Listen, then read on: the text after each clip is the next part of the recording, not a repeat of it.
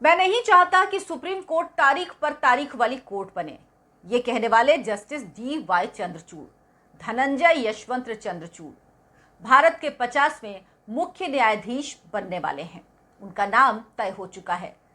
तो उम्मीद यह है कि जस्टिस यूयू ललित ने जिन कामों की शुरुआत की थी, जिस तरह से मामले तेजी से सुने जा रहे थे, लिस्टिंग व्यवस्था में बदलाव हुआ था, संवैधानिक बेंच गठित की जा रही थी, अब उन मामलों में और ज्यादा तेजी आएगी। ये मैं इसलिए कह रही हूं क्योंकि जस्टिस DY चंद्रचूड़ का अब तक का कामकाज का जो तरीका रहा है, उससे ये बात अपने आप साफ होती है। इस वीडियो में आपको जस्टिस DY चंद्रचूड़ के बारे में बताऊंगी, उनके अब तक के लिए गए फैसलों के बारे में बताऊंगी, कोर्ट रूम में उन्होंने क्या क्या टिप्पणियां की ये आपको बताऊंगी, जिससे आपको तस्वीर साफ होगी कि अब कैसे हर आम नागरिक के लिए व्यवस्था, न्याय व्यवस्था जिसको लेकर वो बहुत आस लगाता है, वो कैसे बदलेगी और उसमें तेजी आएगी। नमस्कार, बहुत बहुत स्वागत है आपका। आपके साथ मैं हूं अर्चना सिंह। 7 अक्टूबर को भारत के कानून मंत्री किरण रिजिजू ने पत्र लिखकर CJI यूयू ललित से उनके उत्तराधिकारी का नाम बताने के लिए कहा था और अब CJI यूयू ललित ने अपने उत्तराधिकारी के नाम के रूप में DY चंद्रचूड़ के नाम की सिफारिश कर दी है। यह लगभग तय था क्योंकि परंपरा यही है कि जो सीनियर मोस्ट जज होता है वही चीफ जस्टिस ऑफ इंडिया बनता है, लेकिन प्रक्रिया के तहत कानून मंत्री नाम मांगते हैं और चीफ जस्टिस नाम देते हैं। हालांकि वो बाध्य नहीं होते कि वो वही नाम दे जो सीनियर मोस्ट जज है उसका नाम दे, वो दूसरे, तीसरे, चौथे जो उसके बाद लोग हैं सीनियरिटी में उनका नाम भी दे सकते हैं, लेकिन ऐसा होता नहीं है, ऐसा हुआ नहीं है। अमूमन ये परंपरा नहीं है। परंपरा है कि जो सीनियर मोस्ट होता है उसका नाम रिकमेंड किया जाता है और सरकार के हाथ में भी होता है कि वो चाहे तो ये नाम स्वीकार करे या बदलाव के लिए फिर से भेज दे चीफ जस्टिस के पास। लेकिन सरकार भी जो चीफ जस्टिस नाम भेजती है उस नाम को स्वीकार कर लेती है। तो ये तय मानिए कि अभी तक की जो परंपरा चली आई है उसके अनुसार जस्टिस DY चंद्रचूड़ ही भारत के 50वें मुख्य न्यायाधीश होंगे। जस्टिस DY चंद्रचूड़ 9 नवंबर 2022 को चीफ जस्टिस के पद की शपथ लेंगे। 8 नवंबर को यूयू ललित रिटायर हो रहे हैं। जस्टिस DY चंद्रचूड़ का कार्यकाल 2 साल का होगा, जो 9 नवंबर 2022 से शुरू होगा और 10 नवंबर 2024 तक चलेगा। अगर हाल के दिनों में चीफ जस्टिस के कार्यकाल की बात करें तो ये DY चंद्रचूड़ का कार्यकाल सबसे लंबा कार्यकाल है। जस्टिस यूयू ललित का कार्यकाल तो तकरीबन केवल 2 महीने का ही था, सिर्फ 2 महीने ही वो इस पद पर रह पाए। लेकिन उन्होंने जो परिवर्तन किए, जो बदलाव किए, जो लंबे समय से जिनकी मांग की जा रही थी, जो लाइव स्ट्रीमिंग है, जो बेंच की सुनवाई होती है उनकी लाइव स्ट्रीमिंग शुरू की गई, लिस्टिंग व्यवस्था में बदलाव किया गया, तो तमाम ऐसे बदलाव उन्होंने अपने इस 2 महीने के कार्यकाल में किए जो लंबे समय से लंबित थे, जिनकी मांग की जा रही थी लेकिन वो हो नहीं रहे थे। जस्टिस DY चंद्रचूड़ के चीफ जस्टिस बनने से उम्मीद बंधी है कि ये जो बदलाव हुए हैं, ये जो तेजी आई है, जो प्रक्रिया बदल रही है, ये और ज्यादा तेज होगी। आपको याद होगा 30 सितंबर का दिन, वो दिन इसकी चर्चा मैंने की थी, मैंने इस पर भी वीडियो बनाया था, आपको बताया था कि किस तरह से रात 9:15 बजे तक जस्टिस DY चंद्रचूड़ ने जितने मामले थे, लिस्ट थे उस दिन, उन सारे मामलों को निपटाया था क्योंकि उसके अगले दिन से दशहरा की छुट्टियां हो रही थी। तो अगर उनमें से कोई मामले छूट जाते तो फिर वो लंबे समय के लिए स्थगित हो जाते। इसीलिए जितने मामले थे उन सभी को उन्होंने रात में 9:15 बजे तक कोर्ट लगा के उन सभी मामलों को सुलझाया और उन्होंने कई टिप्पणियां भी की जो महत्वपूर्ण हैं। एक उन्होंने यही कहा था, जब एक वकील ने स्थगन आदेश मांगा सुनवाई के लिए, तैयारी के लिए, उसने कहा तैयारी नहीं है, तो उन्होंने कहा मैं नहीं चाहता कि सुप्रीम कोर्ट तारीख पर तारीख वाली कोर्ट बने। इसके अलावा उन्होंने वकीलों से कहा कि वकील कहते हैं कि लिस्टिंग के लिए मामले नहीं लगते, लेकिन जब मामले लगते हैं तो वकील कहते हैं कि उन्हें स्थगन चाहिए।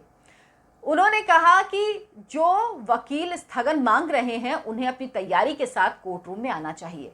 तो तमाम बातें कही गई और जिस तरह से कार्यप्रणाली में जो प्रक्रिया है उसमें बदलाव आया, उसके बाद उम्मीद बंधी है कि अब जो 50वें चीफ जस्टिस हैं वो इस प्रक्रिया में और तेजी लाएंगे और ज्यादा बदलाव लाएंगे और उम्मीद ये है ये धीरे धीरे हाई कोर्ट और फिर उसके बाद नीचे जो जिला अदालतें होती हैं उन तक भी ये बदलाव पहुंच पाएंगे। 31 अक्टूबर 2013 को इलाहाबाद हाई कोर्ट के चीफ जस्टिस चुने गए थे और उसके बाद 13 मई 2016 को सुप्रीम कोर्ट में बतौर जज उनकी नियुक्ति हुई और उसके बाद अब वो चीफ जस्टिस चुने जाएंगे। सबसे खास बात, ये आप कह सकते हैं अपने तरह का अनूठा मामला है, जस्टिस डीवाई चंद्रचूड़ के पिता जस्टिस यशवंत विष्णु चंद्रचूड़, YV चंद्रचूड़, वो भी सुप्रीम कोर्ट के चीफ जस्टिस रह चुके हैं। जस्टिस चंद्रचूड़ 50वें चीफ जस्टिस हैं, वो 37वें चीफ जस्टिस थे और अब तक का जो भारत का चीफ जस्टिस का इतिहास रहा है उसमें सबसे लंबे वक्त तक चीफ जस्टिस रहने वाले वो व्यक्ति हैं, यानी उनका कार्यकाल सबसे लंबा था। उन जस्टिस डीवाई चंद्रचूड़ का कार्यकाल 2 साल का है। कई महत्वपूर्ण फैसले दिए जस्टिस YV चंद्रचूड़ ने, यानी डीवाई चंद्रचूड़ के जो पिता हैं, और जस्टिस डीवाई चंद्रचूड़ ने सुप्रीम कोर्ट में अपने पिता के 2 फैसलों को बदला भी है। यह भी उनकी खासियत है कि उनके पिता ने 2 मामलों में जो फैसला सुनाया था उसको उन्होंने बदला था। जस्टिस डीवाई चंद्रचूड़, अयोध्या मामले की जो सुनवाई हो रही थी, 5 जजों की बेंच थी, उस बेंच में भी वो शामिल थे, उस बेंच का वो हिस्सा थे। जस्टिस डीवाई चंद्रचूड़ अपने तरह के प्रगतिशील फैसले देने के लिए जाने जाते हैं। ऐसा मैं क्यों कह रही हूं? ऐसा इसलिए कि कई जब फैसलों को मैं देख रही थी उनके, तो दिखा कई फैसले ऐसे थे जो सामाजिक दायरे से निकल के अलग थे, जो हमारा एक बना हुआ सामाजिक दायरा, सामाजिक ढांचा है जिसके अंतर्गत हम सोचते हैं उससे बाहर का है। अभी जो सबसे हाल का उनका फैसला था वो था गर्भपात का अधिकार सभी महिलाओं को देना। 22 से 24 माह के गर्भपात का अधिकार उन्होंने सभी महिलाओं को दिया। ये उनका लेटेस्ट फैसला है जिस पर चर्चा बहुत ज्यादा हुई। इसके अलावा जो अभी हाल का मामला था नोएडा के ट्विन टावर गिरने का, ये फैसला भी जस्टिस चंद्रचूड़ ने ही दिया था, वो इस फैसले में शामिल थे। साथ ही साथ समलैंगिकता को अपराध की श्रेणी से बाहर करना, इसकी बेंच में भी जस्टिस डीवाई चंद्रचूड़ शामिल थे। और सबरीमाला का जो मामला था जिसमें महिलाओं को मंदिर में प्रवेश की इजाजत मिली थी, एक उम्र के बाद 7 साल के ऊपर की महिलाओं को वहां पर प्रवेश नहीं मिलता था, उन्होंने हर उम्र की महिला के प्रवेश की इजाजत दी। जो फैसला था उस फैसले को कायम रखा और अब हर उम्र की महिला सबरीमाला मंदिर जा सकती है, ये उनका ही दिया हुआ फैसला था।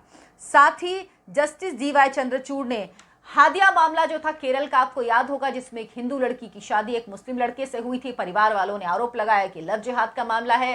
केरल हाई कोर्ट ने माता पिता के पक्ष में फैसला सुनाया और लड़की हादिया, जिसका नाम अखिला अशोकन था, उसको कहा कि वो अपने माता पिता के पास जाके रहे। जब ये मामला सुप्रीम कोर्ट में आया, जस्टिस डीवाई चंद्रचूड़ के सामने आया, तो उन्होंने केरल हाई कोर्ट के इस आदेश को रद्द कर दिया था और इस शादी को वैध बताया था। तो ये कई मामले हैं। भीमा कोरेगांव के मामले में भी जस्टिस डीवाई चंद्रचूड़ ने फैसला दिया था, उसमें शामिल थे वो। आधार से जुड़ा जो मामला आया था, निजता के आधार, अनुच्छेद 21 के अंतर्गत निजता के अधिकार को उन्होंने मौलिक अधिकार का दर्जा दिया था। तो ये कई कुछ महत्वपूर्ण फैसले हैं जो जस्टिस डीवाई चंद्रचूड़ ने दिए थे और जिनको देखकर लगता है कि वो प्रगतिशील फैसले देते हैं, यानी जो समाज को आगे की दिशा में ले जाते हैं, यानी जो सोसाइटी को आगे की तरफ बढ़ाते हैं, वो फैसले उन्होंने दिए हैं। तो जस्टिस डीवाई चंद्रचूड़ अब 50वें मुख्य न्यायाधीश चुने जाएंगे। हालांकि कुछ विवाद भी हुआ बीच में। 30 सितंबर को जस्टिस यूयू ललित ने, जो CJI हैं, उन्होंने कोलेजियम की बैठक बुलाई और वही तारीख थी 30 सितंबर, जिस दिन जस्टिस डीवाई चंद्रचूड़ रात 9:15 बजे तक सुनवाई कर रहे थे। वो उस कोलेजियम की बैठक में शामिल नहीं हो पाए।